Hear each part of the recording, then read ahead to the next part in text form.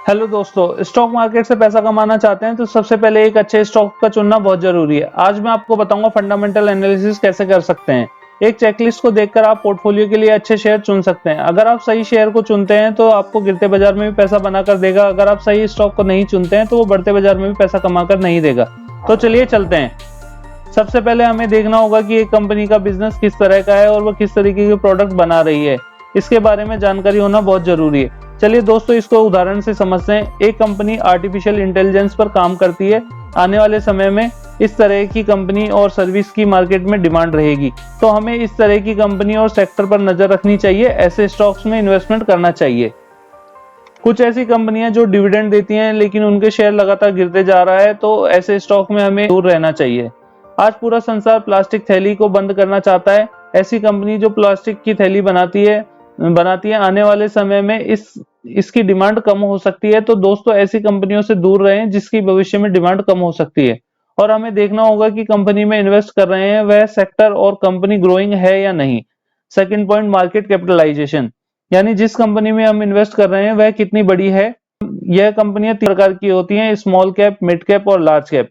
Small cap company growth opportunity बहुत ज्यादा होती है। यह कंपनी 5,000 से 10,000 करोड़ से भी ऊपर की बन सकती है। अगर कंपनी को बड़ा नुकसान हो तो वह बंद भी हो सकती है। इसीलिए स्मॉल कैप कंपनी में रिस्क बहुत अधिक होता है।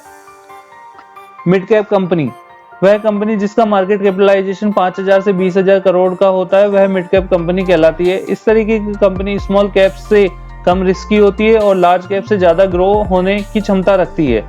लार्ज कैप कंपनी ऐसी कंपनी जिसका मार्केट कैपिटलाइजेशन 20,000 करोड़ से अधिक का होता है। इन कंपनियों के शेयर में रिस्क बहुत कम होता है और ग्रोथ अपॉर्चुनिटी भी कम होती है। इस तरीके की कंपनी में अगर बिजनेस में नुकसान हो भी जाता है तो आने वाले समय में उसको कवर भी कर सकती है। प्रॉफिट ग्रोथ, कंपनी की क्वार्टरली और एनुअली रिजल्ट पर नजर होनी चाहिए। क्या कंपनी का प्रॉफिट साल दर साल बढ़ रहा है या नहीं। अगर कंपनी के प्रॉफिट साल दर साल बढ़ रहे हैं तो कंपनी निवेश के लिए अच्छी मानी जाएगी। डेट, कंपनी पर कितना कर्जा है इसकी जानकारी होना बहुत जरूरी है। अगर कंपनी में इक्विटी से ज्यादा डेट है तो वह कंपनी निवेश के लिए अच्छी नहीं मानी जाएगी। इसे हम डेट टू इक्विटी रेशियो से भी देख सकते हैं। कंपनी के मार्केट कैपिटलाइजेशन से ज्यादा डेट नहीं होना चाहिए। आरओई, रिटर्न ऑन इक्विटी, इसका मतलब कंपनी ने जो पैसा शेयर धारकों से लिया है उस पर कितना रिटर्न आ रहा है। यह अगर 15 से अधिक है तो इस कंपनी में इन्वेस्ट कर सकते हैं। PE ratio, price earning ratio, जिस कंपनी का पीई रेशो जितना कम होता है वह कंपनी इन्वेस्ट के लिए उतनी ही अच्छी होती है। इसमें आप एक सेक्टर की दूसरी कंपनी से भी पीई रेशो को कंपेयर करके शेयर को खरीद सकते हैं। यदि किसी कंपनी का पीई रेशो 12 से 15 के बीच में है तो वह कंपनी अच्छी होगी इन्वेस्टमेंट के लिए। प्रमोटर्स होल्डिंग, अगर किसी कंपनी में प्रमोटर्स होल्डिंग 45% से ज्यादा है तो वह भी अच्छी कंपनी मानी जाएगी। फ्री कैश फ्लो जैसा कि नाम से ही पता चल रहा है, इसमें हमें पता चलता है कि कंपनी के पास में फ्री कैश फ्लो कितना है।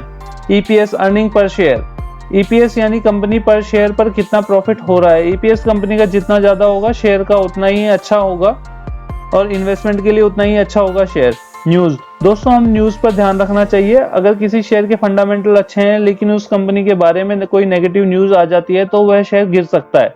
तो हमें न्यूज पर भी नजर रखनी चाहिए। अगर वीडियो अच्छी लगी हो तो please like, comment and share.